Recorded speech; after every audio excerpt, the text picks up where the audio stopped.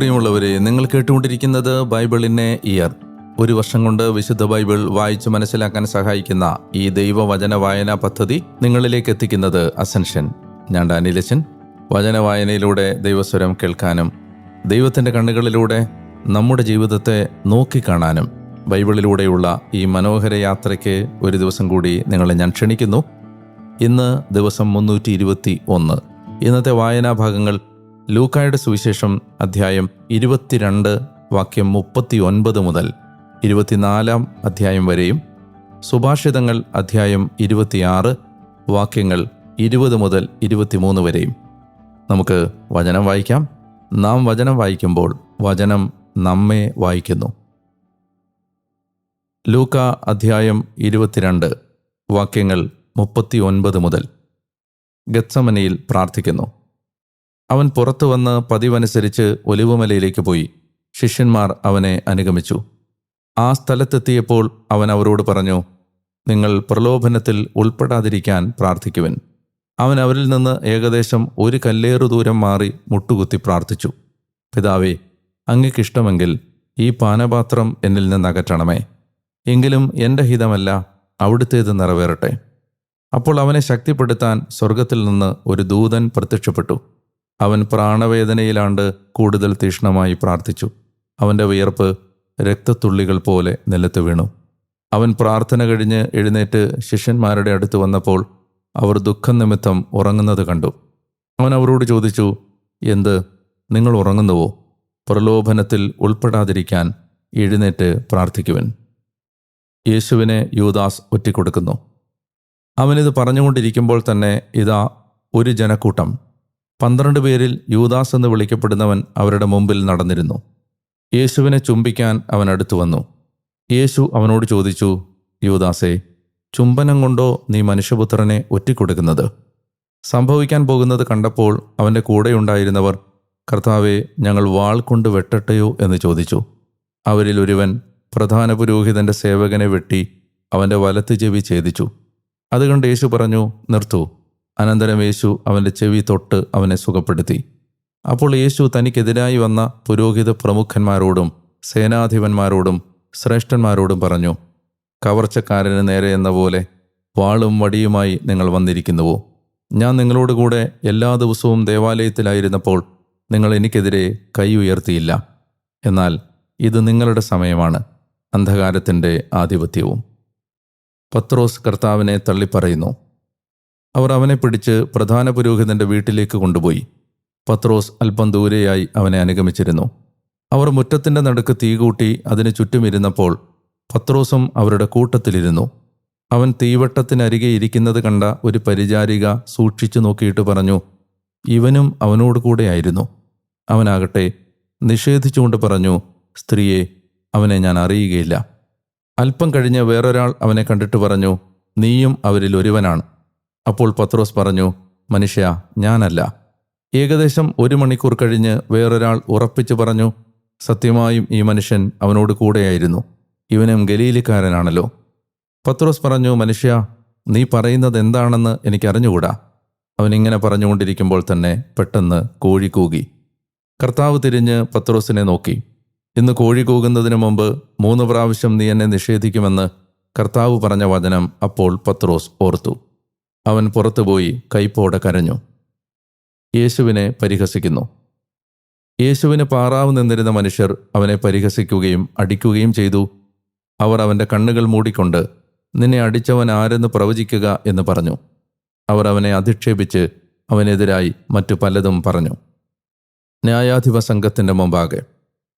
പ്രഭാതമായപ്പോൾ നിയമജ്ഞരും പുരോഹിത പ്രമുഖന്മാരും ഉൾപ്പെട്ട ജനശ്രേഷ്ഠന്മാരുടെ സംഘം സമ്മേളിക്കുകയും അവനെ അവരുടെ ന്യായാധിപ സംഘത്തിലേക്ക് കൊണ്ടുപോകുകയും ചെയ്തു. അവർ പറഞ്ഞു, നീ ക്രിസ്തുവാണെങ്കിൽ ഞങ്ങളോട് പറയുക. അവൻ അവരോട് പറഞ്ഞു, ഞാൻ പറഞ്ഞാലും നിങ്ങൾ വിശ്വസിക്കുകയില്ല. ഞാൻ ചോദിച്ചാൽ നിങ്ങൾ ഉത്തരം തരികയുമില്ല. ഇപ്പോൾ മുതൽ മനുഷ്യപുത്രൻ ദൈവശക്തിയുടെ വലത്തുവശത്ത് ഉപവിഷ്ടനാകും. അവരെല്ലാവരും കൂടെ ചോദിച്ചു, അങ്ങനെയെങ്കിൽ നീ ദൈവപുത്രനാണോ? അവൻ അവരോട് പറഞ്ഞു, ഞാനാകുന്നു എന്ന് നിങ്ങൾ തന്നെ പറയുന്നുവല്ലോ. അവർ പറഞ്ഞു, ഇനി നമുക്ക് സാക്ഷ്യത്തിൻ്റെ ആവശ്യമെന്ത്? അവൻ്റെ വായിൽ നിന്ന് തന്നെ നാം അത് കേട്ടുവല്ലോ. ലൂക്ക അധ്യായം 23. പീലാത്തോസിൻ്റെ മുമ്പിൽ. അനന്തരം അവരുടെ സംഘമൊന്നാകെ എഴുന്നേറ്റ് അവനെ പീലാത്തോസിൻ്റെ മുമ്പിലേക്ക് കൊണ്ടുപോയി. അവർ അവൻ്റെ മേൽ കുറ്റം ചുമത്താൻ തുടങ്ങി. ഞങ്ങളുടെ ജനതയെ വഴിതെറ്റിക്കുകയും സീസറിന് നികുതി കൊടുക്കുന്നത് നിരോധിക്കുകയും താൻ രാജാവായ ക്രിസ്തുവാണെന്ന് അവകാശപ്പെടുകയും ചെയ്യുന്നതായി ഇവനെ ഞങ്ങൾ കണ്ടിരിക്കുന്നു. പീലാത്തോസ് അവനോട് ചോദിച്ചു, നീ യഹൂദരുടെ രാജാവാണോ? അവൻ മറുപടി പറഞ്ഞു, നീ പറയുന്നുവല്ലോ. പീലാത്തോസ് പുരോഹിത പ്രമുഖന്മാരോടും ജനക്കൂട്ടത്തോടും പറഞ്ഞു, ഞാൻ ഈ മനുഷ്യനിൽ ഒരു കുറ്റവും കാണുന്നില്ല. അവരാകട്ടെ ഉറപ്പിച്ചു പറഞ്ഞു, ഇവൻ ഗലീലി മുതൽ ഇവിടം വരെയും യൂദയായിലെങ്ങും പഠിപ്പിച്ചുകൊണ്ട് ജനത്തെ ഇളക്കിവിടുന്നു. ഹെറോദേസിൻ്റെ മുമ്പിൽ. ഇത് കേട്ട് പീലാത്തോസ്, ഈ മനുഷ്യൻ ഗലീലിക്കാരനാണോ എന്ന് ചോദിച്ചു.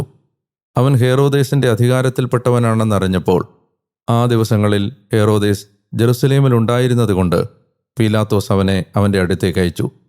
ഹെറോദേസ് യേശുവിനെ കണ്ടപ്പോൾ അത്യധികം സന്തോഷിച്ചു. എന്തെന്നാൽ അവൻ യേശുവിനെപ്പറ്റി കേട്ടിരുന്നതുകൊണ്ട് വളരെ കാലമായി അവനെ കാണാൻ ആഗ്രഹിച്ചിരുന്നു. അവൻ ചെയ്യുന്ന ഏതെങ്കിലും അടയാളം കാണാമെന്ന് പ്രതീക്ഷിക്കുകയും ചെയ്തു. അതിനാൽ അവൻ അവനെ ദീർഘനേരം ചോദ്യം ചെയ്തു. പക്ഷെ അവൻ അവനോടൊന്നും പറഞ്ഞില്ല. പുരോഹിത പ്രമുഖന്മാരും നിയമജ്ഞരും അവനെ രൂക്ഷമായി കുറ്റപ്പെടുത്തിക്കൊണ്ട് ചുറ്റും നിന്നിരുന്നു. ഹെറോദേസ് പടയാളികളോട് ചേർന്ന് അവനോട് നിന്ദ്യമായി പെരുമാറുകയും അവനെ പരിഹസിക്കുകയും ചെയ്തു. അവൻ യേശുവിനെ പകിട്ടേറിയ വസ്ത്രം ധരിപ്പിച്ച് പീലാത്തോസിൻ്റെ അടുത്തേക്ക് തിരിച്ചയച്ചു. ആ ദിവസം ഹെറോദേസും പീലാത്തോസും സ്നേഹിതന്മാരായി. അതുവരെ അവർ അന്യോന്യം ശത്രുതയിലായിരുന്നു. യേശുവിനെ മരണത്തിന് വിധിക്കുന്നു. പീലാത്തോസ് പുരോഹിത പ്രമുഖന്മാരെയും ഭരണാധിപന്മാരെയും ജനത്തെയും വിളിച്ചുകൂട്ടി അവരോട് പറഞ്ഞു, ജനത്തെ വഴിപിഴപ്പിക്കുന്നുവെന്ന് പറഞ്ഞ് നിങ്ങൾ ഈ മനുഷ്യനെ എൻ്റെ പക്കലേക്ക് കൊണ്ടുവന്നു.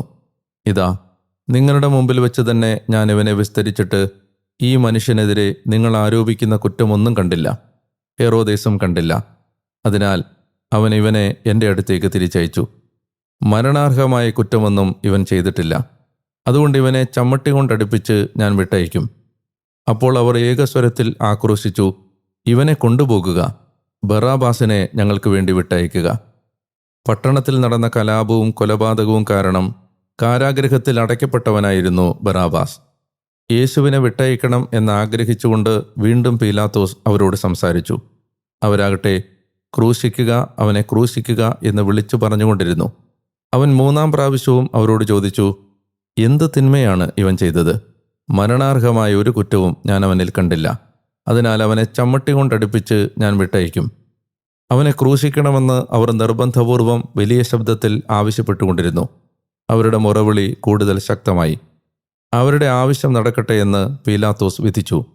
അവർ ആവശ്യപ്പെട്ടവനെ, കലാപവും കൊലപാതകവും കാരണം കാരാഗൃഹത്തിൽ അടയ്ക്കപ്പെട്ടവനെ വിട്ടയക്കുകയും യേശുവിനെ അവരുടെ ഇംഗിതത്തിന് ഏൽപ്പിച്ചു കൊടുക്കുകയും ചെയ്തു. യേശുവിനെ ക്രൂശിക്കുന്നു. അവർ അവനെ കൊണ്ടുപോകുമ്പോൾ വയലിൽ നിന്ന് വന്ന സൈറീൻകാരൻ ശിമയോനെ പിടിച്ച് യേശുവിൻ്റെ പിന്നാലെ കുരിശു ചുമക്കാൻ അത് അവൻ്റെ മേൽ വെച്ചു. ജനത്തിൻ്റെയും മാറത്തടിക്കുകയും വിലപിക്കുകയും ചെയ്തിരുന്ന സ്ത്രീകളുടെയും ഒരു വലിയ സംഘം അവനെ അനുഗമിക്കുന്നുണ്ടായിരുന്നു. സ്ത്രീകളുടെ നേരെ തിരിഞ്ഞ് യേശു പറഞ്ഞു, ജെറുസലേം പുത്രിമാരെ, എന്നെ പ്രതി നിങ്ങൾ കരയേണ്ട. നിങ്ങളെയും നിങ്ങളുടെ മക്കളെയും പ്രതി കരയുവിൻ. എന്തെന്നാൽ വന്ധ്യകളും പ്രസവിക്കാത്ത ഉദരങ്ങളും പാലൂട്ടാത്ത മുലകളും അനുഗ്രഹീതമെന്ന് അവർ പറയുന്ന ദിവസങ്ങൾ വരുന്നു. അന്നവർ പർവ്വതങ്ങളോട് ഞങ്ങളുടെ മേൽ വീഴുക എന്നും കുന്നുകളോട് ഞങ്ങളെ മൂടിക്കളയുക എന്നും പറയാൻ തുടങ്ങും. പച്ചമരത്തോട് അവർ ഇങ്ങനെയാണ് ചെയ്യുന്നതെങ്കിൽ ഉണങ്ങിയതിന് എന്തു തന്നെ സംഭവിക്കുകയില്ല. അവനോടൊപ്പം വധിക്കപ്പെടേണ്ടതിന് മറ്റ് 2 കുറ്റവാളികളെയും അവർ കൂട്ടിക്കൊണ്ടുപോയി. തലയോടെന്ന് വിളിക്കപ്പെടുന്ന സ്ഥലത്ത് അവർ വന്നു. അവിടെ അവർ അവനെ ക്രൂശിച്ചു, ആ കുറ്റവാളികളെയും, ഒരുവനെ വലത്തുവശത്തും ഇതരനെ ഇടത്തുവശത്തും.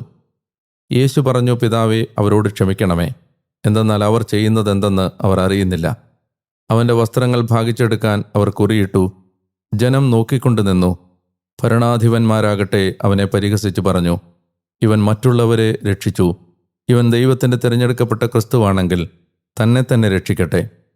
പടയാളികൾ അടുത്തു വന്ന് ചവർപ്പുള്ള വീഞ്ഞു കൊടുത്ത് അവനെ പരിഹസിച്ചു പറഞ്ഞു, നീ യഹൂദരുടെ രാജാവാണെങ്കിൽ നിന്നെ തന്നെ രക്ഷിക്കുക. ഇവൻ യഹൂദരുടെ രാജാവ് എന്ന ഒരു ലിഖിതം അവന് മീതെ ഉണ്ടായിരുന്നു. തൂക്കപ്പെട്ടിരുന്ന കുറ്റവാളികളിൽ ഒരുവൻ അവനെ ദുഷിച്ചു പറഞ്ഞു, നീ ക്രിസ്തുവല്ലേ, നിന്നെയും ഞങ്ങളെയും രക്ഷിക്കുക. അപരൻ അവനെ ശകാരിച്ചു പറഞ്ഞു, നീ ദൈവത്തെ ഭയപ്പെടുന്നില്ലേ? കാരണം നീയും അതേ ശിക്ഷാവിധിയിലാണല്ലോ. എന്നാൽ നാം തീർച്ചയായും പ്രവർത്തിച്ചതിനർഹമായത് ന്യായമായി സ്വീകരിച്ചിരിക്കുന്നു. ഇവനോ അരുതാത്തതൊന്നും ചെയ്തിട്ടില്ല. അവൻ പറഞ്ഞു, യേശുവേ, നീ നിന്റെ രാജ്യത്ത് വരുമ്പോൾ എന്നെയും ഓർക്കണമേ. യേശു അവനോട് അരുൾ ചെയ്തു, സത്യമായി ഞാൻ നിന്നോട് പറയുന്നു, നീ ഇന്ന് എന്നോടുകൂടെ പറുദീസയിൽ ആയിരിക്കും. യേശുവിൻ്റെ മരണം. അപ്പോൾ ഏകദേശം 6-ാം മണിക്കൂറായിരുന്നു.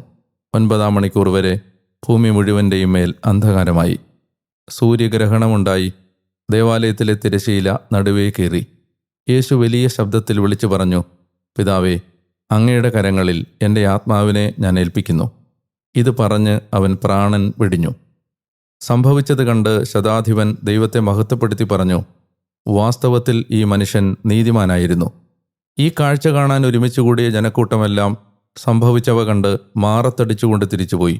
ഇവ കണ്ടുകൊണ്ട് അല്പം ദൂരെയായി അവൻ്റെ പരിചയക്കാരെല്ലാവരും ഗലീലയിൽ നിന്ന് അവനെ അനുഗമിച്ചിരുന്ന സ്ത്രീകളും നിന്നിരുന്നു. യേശുവിനെ സംസ്കരിക്കുന്നു.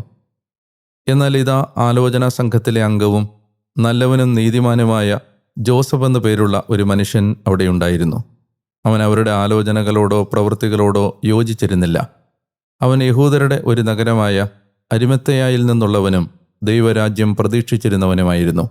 അവൻ പീലാത്തോസിനെ സമീപിച്ച് യേശുവിൻ്റെ ശരീരം ചോദിച്ചു. അവനത് താഴെ ഇറക്കി കച്ചയിൽ പൊതിഞ്ഞ് പാറയിൽ വെട്ടിയുണ്ടാക്കിയതും അതുവരെ ആരെയും സംസ്കരിച്ചിട്ടില്ലാത്തതുമായ ഒരു കല്ലറയിൽ വെച്ചു. അന്ന് ഒരുക്കത്തിൻ്റെ ദിവസമായിരുന്നു, സാബത്തിൻ്റെ ആരംഭവും. ഗലീലയിൽ നിന്ന് യേശുവിനോടൊപ്പം വന്നിരുന്ന സ്ത്രീകൾ ജോസഫിനെ അനുയാത്ര ചെയ്ത് കല്ലറ വീക്ഷിച്ചു, അവൻ്റെ ശരീരം വച്ച വിധവും. അവർ തിരിച്ചു ചെന്ന് സുഗന്ധവസ്തുക്കളും മീറയും തയ്യാറാക്കി സാബത്തിൽ അവർ കൽപ്പനയനുസരിച്ച് വിശ്രമിച്ചു. ലൂക്ക അധ്യായം 24. യേശുവിൻ്റെ ഉത്ഥാനം. അവർ തയ്യാറാക്കി വെച്ചിരുന്ന സുഗന്ധവസ്തുക്കളെടുത്ത് ആഴ്ചയുടെ 1-ാം ദിവസം അതിരാവിലെ കല്ലറയുടെ അടുത്തേക്ക് പോയി. കല്ലറയിൽ നിന്ന് ഉരുട്ടി മാറ്റിയിരിക്കുന്ന കല്ല് അവർ കണ്ടു. അവർ അകത്ത് കിടന്നപ്പോൾ കർത്താവായ യേശുവിൻ്റെ ശരീരം കണ്ടില്ല. ഇതേക്കുറിച്ച് പരിഭ്രമിച്ച് നിൽക്കവേ 2 പേർ തിളങ്ങുന്ന വസ്ത്രങ്ങൾ ധരിച്ച് അവർക്ക് പ്രത്യക്ഷപ്പെട്ടു. അവർ ഭയപ്പെട്ട് ഭൂമിയിലേക്ക് മുഖം കുനിച്ചു. അപ്പോൾ അവർ അവരോട് ചോദിച്ചു, ജീവിച്ചിരിക്കുന്നവനെ നിങ്ങൾ മരിച്ചവരുടെ ഇടയിൽ അന്വേഷിക്കുന്നതെന്ത്? അവൻ ഇവിടെയില്ല, എന്നാൽ അവൻ ഉയർപ്പിക്കപ്പെട്ടു. അവൻ ഗലീലയിലായിരിക്കുമ്പോൾ തന്നെ നിങ്ങളോട് പറഞ്ഞിട്ടുള്ളത് ഓർമ്മിക്കുവിൻ. മനുഷ്യപുത്രൻ പാപികളായ മനുഷ്യരുടെ കൈകളിൽ ഏൽപ്പിക്കപ്പെടുകയും ക്രൂശിക്കപ്പെടുകയും 3-ാം ദിവസം ഉയർത്തെഴുന്നേൽക്കുകയും വേണ്ടിയിരിക്കുന്നു. അപ്പോൾ അവർ അവൻ്റെ വാക്കുകൾ ഓർമ്മിച്ചു. കല്ലറയിങ്കിൽ നിന്ന് തിരിച്ചു വന്ന് അവർ ഇതെല്ലാം 11 പേരെയും മറ്റെല്ലാവരെയും അറിയിച്ചു. അവർ മഗ്ദലേന മറിയവും യോവാനെയും യാക്കോബിൻ്റെ അമ്മയായ മറിയവും അവരുടെ കൂടെയുണ്ടായിരുന്ന മറ്റ് സ്ത്രീകളുമായിരുന്നു. ഇക്കാര്യങ്ങൾ അപ്പസ്തോലന്മാരോട് അവർ പറഞ്ഞു. അവർക്കാകട്ടെ ഈ വാക്കുകൾ കെട്ടുകഥ പോലെ തോന്നി. അവർ അവരെ വിശ്വസിച്ചില്ല. എന്നാൽ പത്രോസ് എഴുന്നേറ്റ് കല്ലറയെങ്കിലേക്ക് ഓടി കുനിഞ്ഞകത്തേക്ക് നോക്കിയപ്പോൾ അവനെ പൊതിഞ്ഞിരുന്ന തുണികൾ മാത്രം കിടക്കുന്നത് കണ്ടു. സംഭവിച്ചതിനെപ്പറ്റി വിസ്മയിച്ചുകൊണ്ട് അവൻ വീട്ടിലേക്ക് പോയി. എമ്മാവൂസിലേക്ക് പോയ ശിഷ്യന്മാർ. ആ ദിവസം തന്നെ അവരിൽ 2 പേർ ജെറുസലേമിൽ നിന്ന് 60 സ്ഥാദിയോൺ അകലെയുള്ള എമ്മാവൂസ് ഗ്രാമത്തിലേക്ക് യാത്ര ചെയ്യുകയായിരുന്നു. ഈ സംഭവങ്ങളെക്കുറിച്ചെല്ലാം അവർ തമ്മിൽ സംസാരിച്ചുകൊണ്ടിരുന്നു. അവർ സംസാരിക്കുകയും തർക്കിക്കുകയും ചെയ്തുകൊണ്ട് പോകുമ്പോൾ യേശു തന്നെ അടുത്തെത്തി അവരോടൊപ്പം യാത്ര ചെയ്തു.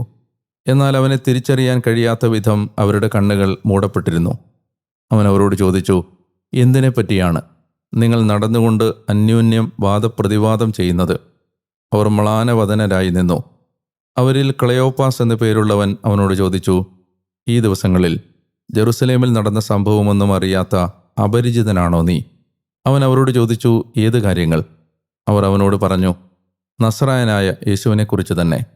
അവൻ ദൈവത്തിൻ്റെയും ജനം മുഴുവൻ്റെയും മുമ്പിൽ വാക്കിലും പ്രവൃത്തിയിലും ശക്തനായ പ്രവാചകനായിരുന്നു. ഞങ്ങളുടെ പുരോഹിത പ്രമുഖന്മാരും ഭരണാധിപന്മാരും അവനെ മരണവിധിക്കേൽപ്പിച്ചു കൊടുക്കുകയും അവർ അവനെ ക്രൂശിക്കുകയും ചെയ്തു. ഇവൻ ഇസ്രായേലിനെ മോചിപ്പിക്കാനുള്ളവനെന്ന് ഞങ്ങൾ പ്രതീക്ഷിച്ചിരുന്നു. ഇതിനൊക്കെ പുറമെ ഇവയെല്ലാം സംഭവിച്ചിട്ട് ഇത് 3-ാം ദിവസമാണ്. മാത്രമല്ല ഞങ്ങളുടെ കൂട്ടത്തിലുള്ള ചില സ്ത്രീകൾ ഞങ്ങളെ വിസ്മയിപ്പിക്കുകയും ചെയ്തു. ഇന്ന് രാവിലെ അവർ കല്ലറയിങ്കൽ പോയിരുന്നു, എന്നാൽ അവൻ്റെ ശരീരം അവർ അവിടെ കണ്ടില്ല. അവർ തിരിച്ചു വന്ന് തങ്ങൾക്ക് ദൂതന്മാരുടെ ദർശനമുണ്ടായെന്നും അവൻ ജീവിച്ചിരിക്കുന്നെന്ന് അറിയിച്ചെന്നും പറഞ്ഞു. ഞങ്ങളുടെ കൂടെ ഉണ്ടായിരുന്നവർ ചിലരും കല്ലറയെങ്കിലേക്ക് പോയി സ്ത്രീകൾ പറഞ്ഞതുപോലെ തന്നെ കണ്ടു, എന്നാൽ അവനെ അവർ കണ്ടില്ല. അപ്പോൾ അവൻ അവരോട് പറഞ്ഞു, ഭോഷന്മാരെ, പ്രവാചകന്മാർ പറഞ്ഞിട്ടുള്ളതെല്ലാം വിശ്വസിക്കാൻ കഴിയാത്ത വിധം ഹൃദയം മന്ദീഭവിച്ചവരെ, ക്രിസ്തു ഇവയെല്ലാം സഹിച്ച് തൻ്റെ മഹത്വത്തിലേക്ക് പ്രവേശിക്കേണ്ടിയിരുന്നില്ലേ? അനന്തരം മോശ മുതൽ എല്ലാ പ്രവാചകന്മാരും വിശുദ്ധ ലിഖിതങ്ങളിലെല്ലാം തന്നെപ്പറ്റി എഴുതിയിരുന്നവ അവൻ അവർക്ക് വ്യാഖ്യാനിച്ചു കൊടുത്തു. അവർ എത്തേണ്ടിയിരുന്ന ഗ്രാമത്തോടടുത്തു. എന്നാൽ അവനാകട്ടെ യാത്ര തുടരുകയാണെന്ന് ഭാവിച്ചു. അവർ അവനെ നിർബന്ധിച്ചുകൊണ്ട് പറഞ്ഞു, ഞങ്ങളോട് കൂടെ വസിക്കുക. സായങ്കാലമായി, പകൽ അസ്തമിക്കാറായി. അവൻ അവരോട് കൂടെ വസിക്കാൻ അകത്ത് പ്രവേശിച്ചു. അവരോടൊപ്പം ഭക്ഷണത്തിനിരുന്നപ്പോൾ അവൻ അപ്പമെടുത്ത് ആശീർവദിച്ച് മുറിച്ച് അവർക്ക് കൊടുത്തു. അപ്പോൾ അവരുടെ കണ്ണുകൾ തുറക്കപ്പെട്ടു. അവർ അവനെ തിരിച്ചറിഞ്ഞു. അവനാകട്ടെ അവരിൽ നിന്ന് അപ്രത്യക്ഷനായി. അവർ പരസ്പരം പറഞ്ഞു, വഴിയിൽ വെച്ച് അവൻ നമ്മോട് സംസാരിച്ചു കൊണ്ടിരുന്നപ്പോഴും നമ്മോട് വിശുദ്ധ ലിഖിതങ്ങൾ വ്യാഖ്യാനിച്ചു കൊണ്ടിരുന്നപ്പോഴും നമ്മുടെ ഹൃദയം ജ്വലിക്കുകയായിരുന്നില്ലേ? അവർ ആ മണിക്കൂറിൽ തന്നെ എഴുന്നേറ്റ് ജെറുസലേമിലേക്ക് തിരിച്ചുപോയി. അവിടെ കൂടിയിരുന്ന 11 പേരെയും അവരോടൊപ്പം ഉണ്ടായിരുന്നവരെയും കണ്ടു. കർത്താവ് സത്യമായും ഉയർത്തെഴുന്നേറ്റു, ശിമയോന് പ്രത്യക്ഷപ്പെട്ടുവെന്ന് അവർ പറഞ്ഞുകൊണ്ടിരിക്കുകയായിരുന്നു. വഴിയിൽ വെച്ചുണ്ടായവ എന്തെന്നും അപ്പമുറിക്കലിൽ അവർ അവനെ തിരിച്ചറിഞ്ഞതെങ്ങനെയെന്നും അവർ വിശദീകരിച്ചു. ശിഷ്യഗണത്തിന് പ്രത്യക്ഷനാകുന്നു. അവർ ഇവ പറഞ്ഞുകൊണ്ടിരിക്കുമ്പോൾ അവൻ അവരുടെ മധ്യേ നിന്നു. അവൻ അവരോട് അരുൾ ചെയ്തു, നിങ്ങൾക്ക് സമാധാനം. അമ്പരന്ന് അവരെ ഭയം ഗ്രസിച്ചു. ഭൂതത്തെയാണ് കാണുന്നതെന്ന് അവർ വിചാരിച്ചു. അവൻ അവരോട് ചോദിച്ചു, നിങ്ങൾ അസ്വസ്ഥരാകുന്നത് എന്തിന്? നിങ്ങളുടെ ഹൃദയത്തിൽ ചോദ്യങ്ങൾ ഉയരുന്നതെന്ത്? എൻ്റെ കൈകളും കാലുകളും കാണുക, ഞാൻ തന്നെയാകുന്നു. എന്നെ സ്പർശിച്ച് മനസ്സിലാക്കുവിൻ. എനിക്കുള്ളതായി നിങ്ങൾ കാണുന്നത് പോലെ മാംസവും അസ്ഥികളും ഭൂതത്തിനില്ലല്ലോ. ഇത് പറഞ്ഞിട്ടവൻ തൻ്റെ കൈകളും കാലുകളും അവരെ കാണിച്ചു. എന്നിട്ടും അവർ സന്തോഷാധിക്യത്താൽ അവിശ്വസിക്കുകയും അത്ഭുതപ്പെടുകയും ചെയ്തപ്പോൾ അവൻ അവരോട് ചോദിച്ചു, ഇവിടെ ഭക്ഷിക്കാൻ എന്തെങ്കിലുമുണ്ടോ? ഒരു കഷണം വറുത്ത മീൻ അവർ അവന് കൊടുത്തു. അവൻ അതെടുത്ത് അവരുടെ മുമ്പിൽ വെച്ച് ഭക്ഷിച്ചു. അവൻ അവരോട് പറഞ്ഞു, മോശയുടെ നിയമത്തിലും പ്രവാചകന്മാരിലും സങ്കീർത്തനങ്ങളിലും എന്നെക്കുറിച്ച് എഴുതപ്പെട്ടിരിക്കുന്നതെല്ലാം പൂർത്തിയാകേണ്ടിയിരിക്കുന്നു എന്നത് ഞാൻ നിങ്ങളോട് കൂടെയായിരുന്നപ്പോൾ നിങ്ങളോട് പറഞ്ഞിട്ടുള്ള വചനങ്ങളാണല്ലോ. അനന്തരം വിശുദ്ധ ലിഖിതങ്ങൾ ഗ്രഹിക്കാൻ അവരുടെ മനസ്സ് അവൻ തുറന്നു. അവൻ പറഞ്ഞു, ഇങ്ങനെ എഴുതപ്പെട്ടിരിക്കുന്നു, ക്രിസ്തു പീഡ സഹിക്കുകയും 3-ാം ദിവസം മരിച്ചവരിൽ നിന്ന് ഉയർത്തെഴുന്നേൽക്കുകയും പാപമോചനത്തിലുള്ള മാനസാന്തരം അവൻ്റെ നാമത്തിൽ ജെറുസലേമിൽ ആരംഭിച്ച് എല്ലാ ജനതകളോടും പ്രഘോഷിക്കപ്പെടുകയും ചെയ്യും. നിങ്ങൾ ഇവയ്ക്ക് സാക്ഷികളാണ്. ഇതാ, എൻ്റെ പിതാവിൻ്റെ വാഗ്ദാനം നിങ്ങളുടെ മേൽ ഞാൻ അയക്കുന്നു. ഉന്നതത്തിൽ നിന്ന് ശക്തി ധരിക്കുന്നതുവരെ നഗരത്തിൽ തന്നെ വസിക്കുവിൻ. യേശുവിൻ്റെ സ്വർഗാരോഹണം. അവൻ അവരെ ബഥാനിയ വരെ കൂട്ടിക്കൊണ്ടുപോയി കൈകൾ ഉയർത്തി അവരെ ആശീർവദിച്ചു.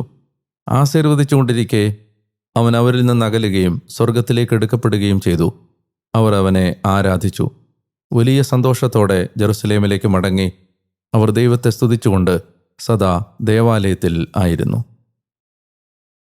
സുഭാഷിതങ്ങൾ അധ്യായം 26 വാക്യങ്ങൾ 20 മുതൽ 23 വരെ. വിറകില്ലെങ്കിൽ തീ കെട്ടടങ്ങുന്നു. ഏഷണിക്കാരനില്ലാത്തപ്പോൾ കലഹം ശമിക്കുന്നു. കനലുകൾക്ക് കരി, തീക്ക് വിറക്, അതുപോലെയാണ് ഷണ്ഠ ജ്വലിപ്പിക്കുന്നതിന് കലഹക്കാരൻ. ഏഷണിക്കാരൻ്റെ വാക്കുകൾ മൃഷ്ടാന്നം പോലെയത്രേ, ഉദരത്തിൻ്റെ ഉള്ളറകളിലേക്ക് അവ ഇറങ്ങുന്നു. മൺകലത്തിനുമേൽ പൂശിയ വെള്ളിമിനുക്ക് അതുപോലെയാണ് ഹൃദയം ചീത്തയായിരിക്കെ വെട്ടിത്തിളങ്ങുന്ന അധരങ്ങൾ. സ്നേഹപിതാവേ, പാപം നിറഞ്ഞ ലോകത്തെ രക്ഷിക്കാൻ സ്വന്തം ഏകജാതനെ തന്നിൽ വിശ്വസിക്കുന്ന ഒരുവനും നശിച്ചു പോകാതെ നിത്യജീവൻ പ്രാപിക്കാനായി ലോകത്തിലേക്ക് അയക്കാൻ അവിടുന്ന് കാണിച്ച കാരുണ്യത്തെ ഞങ്ങൾ മഹത്വപ്പെടുത്തുകയും ആരാധിക്കുകയും ചെയ്യുന്നു. കർത്താവേ, ഈശോയെ മനസ്സിലാക്കാനും ഈശോയുടെ ദൈവിക രഹസ്യങ്ങൾ കർത്താവ് ആഗ്രഹിക്കുന്ന അതേ അളവിൽ തിരിച്ചറിയാനും അപ്പസ്തോലന്മാരുടെ ഹൃദയം തുറന്നതുപോലെ വിശുദ്ധ ലിഖിതങ്ങൾ ഗ്രഹിക്കാൻ തക്ക വിധം ഞങ്ങളുടെ മനസ്സും അവിടുന്ന് തുറക്കണമേ എന്ന് ഞങ്ങൾ അങ്ങയോട് പ്രാർത്ഥിക്കുന്നു. എമ്മാവുസിലേക്ക് പോയ ശിഷ്യന്മാരുടെ കണ്ണുകൾ ദിവ്യകാരുണ്യ അർപ്പണ സമയത്ത് ഈശോ അപ്പം മുറിച്ചപ്പോൾ തുറക്കപ്പെട്ടതുപോലെ ഞങ്ങളുടെ കണ്ണുകളും തുറന്നു തരണമേ എന്ന് ഞങ്ങൾ പ്രാർത്ഥിക്കുന്നു. ക്രിസ്തുവിൻ്റെ വിലയറിയാൻ ഞങ്ങളുടെ ഹൃദയത്തെ അഭിഷേകം ചെയ്യണമേ. ആമേൻ. പ്രിയമുള്ളവരെ, 321 ദിവസം. ഇന്ന് മിശിഹായുഗ പൂർത്തീകരണം എന്ന ആ കാലഘട്ടത്തിലെ നമ്മുടെ വചനവായന അവസാനിക്കുകയാണ്. അടുത്ത ദിവസം മുതൽ നമ്മൾ തിരുസഭ എന്ന കാലഘട്ടത്തിലേക്ക് കടക്കുന്നു. ഈ ദിവസങ്ങളിൽ വായിച്ച ലൂക്കായുടെ സുവിശേഷത്തിലൂടെ ക്രിസ്തുവിൽ എങ്ങനെയാണ് എല്ലാം പൂർത്തിയാവുന്നത് എന്ന് നമ്മൾ കാണുകയായിരുന്നു. നമ്മുടെ ഇന്നത്തെ വായന ആരംഭിച്ചത് ഗത്സമൻ തോട്ടത്തിലാണ്.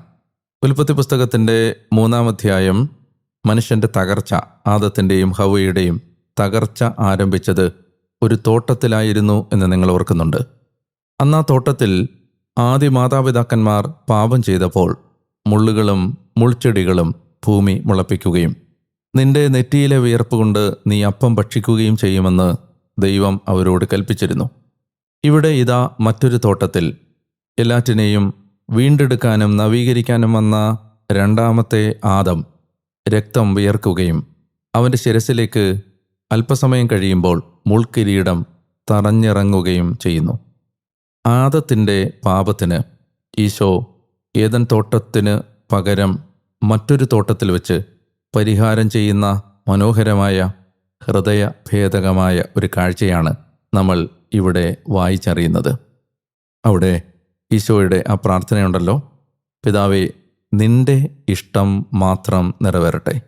എൻ്റെ ശരീരം ഇതിന് വിപരീതമായി ആഗ്രഹിക്കുമ്പോഴും ആദത്തിന് ഹവ്വയ്ക്കും സംഭവിച്ചതുപോലെ കണ്ണുകൾക്ക് കൗതുകകരം, അറിവേകാൻ അഭികാമ്യം, ഭക്ഷിക്കാൻ സ്വാദേറിയത് തുടങ്ങിയ വിധത്തിലെല്ലാം ഈ ലോകം ശരീരത്തിൻ്റെ സുഖങ്ങൾ ആഗ്രഹിക്കുമ്പോൾ, ഈ ലോകം സഹനത്തിൽ നിന്ന് മാറി നിൽക്കാൻ ആഗ്രഹിക്കുമ്പോൾ രണ്ടാമത്തെ ആദം പ്രാർത്ഥിക്കുകയാണ്, കർത്താവേ, അങ്ങയുടെ ഇഷ്ടം മാത്രം നിറവേറട്ടെ, എൻ്റെ ഇഷ്ടം അല്ല.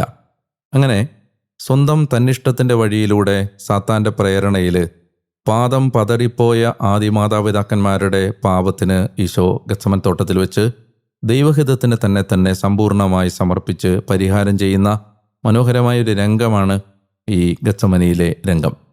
അല്പസമയം കഴിയുമ്പോൾ പത്രോസ് യേശുവിനെ തള്ളിപ്പറയുന്നതും യൂദാസ് യേശുവിനെ ഒറ്റിക്കൊടുക്കുന്നതും നമ്മൾ കാണുന്നുണ്ട്. ശിഷ്യന്മാരാൽ എല്ലാം ഉപേക്ഷിക്കപ്പെട്ട യേശു ഏറ്റവും വേദനാജനകമായ ഒരു തിരസ്കാരത്തിൻ്റെ മേഖലയിലൂടെ കടന്നു പോവുകയാണ്. പാപം കൊണ്ടുവന്ന ഏറ്റവും വലിയ തകർച്ചകളിലൊന്ന് ബന്ധങ്ങളെ അത് മുറിവേൽപ്പിച്ചു എന്നതാണ്. അത് ആദത്തിൻ്റെ പാപം മുതൽ നമ്മൾ ബൈബിളിൽ കണ്ടുവന്ന ഒരു യാഥാർത്ഥ്യമാണ്. പാപം ഏറ്റവും കൂടുതൽ ആഘാതമേൽപ്പിച്ചത് ബന്ധങ്ങളിലാണ്. അപ്പോൾ ആ ഉറ്റവരും ഉടയവരും ആത്മമിത്രങ്ങളും എല്ലാം തള്ളിപ്പറയുന്ന പാപത്തിൻ്റെ ആ ഭയാനകമായ വേദന യേശു തൻ്റെ അന്ത്യനിമിഷങ്ങളിൽ ഏറ്റെടുക്കുന്നതിൻ്റെ ഒരു സാക്ഷ്യമാണ് യൂദാസ് ചതിക്കുന്നതും പത്രോസ് തള്ളിപ്പറയുന്നതും. പീലാത്തോസിൻ്റെ മുമ്പിൽ നിന്ന് ഈശോ നേരെ കൊണ്ടുപോകപ്പെടുന്നത് ഹെറോദേസിൻ്റെ അടുത്തേക്കാണ്. ഹെറോദേസ് നമ്മൾ നേരത്തെ സൂചിപ്പിച്ചിരുന്നു, യേശുവിനെ കാണാൻ ആഗ്രഹിച്ചിരുന്ന ആളാണ്. ഹെറോദേസ് യേശുവിനെ കണ്ടത് തൻ്റെ ആത്മാവിന് ആവശ്യമുള്ള ഒന്നിനു വേണ്ടിയായിരുന്നില്ല, മറിച്ച് ഹെറോദേസ് യേശുവിനെ കണ്ടത് തൻ്റെ ശരീരത്തിൻ്റെ ആവശ്യങ്ങൾക്ക് വേണ്ടിയായിരുന്നു. അവനിൽ നിന്ന് എന്തെങ്കിലും അത്ഭുതങ്ങൾ കാണാനായിരുന്നു, അടയാളങ്ങൾ കാണാനായിരുന്നു.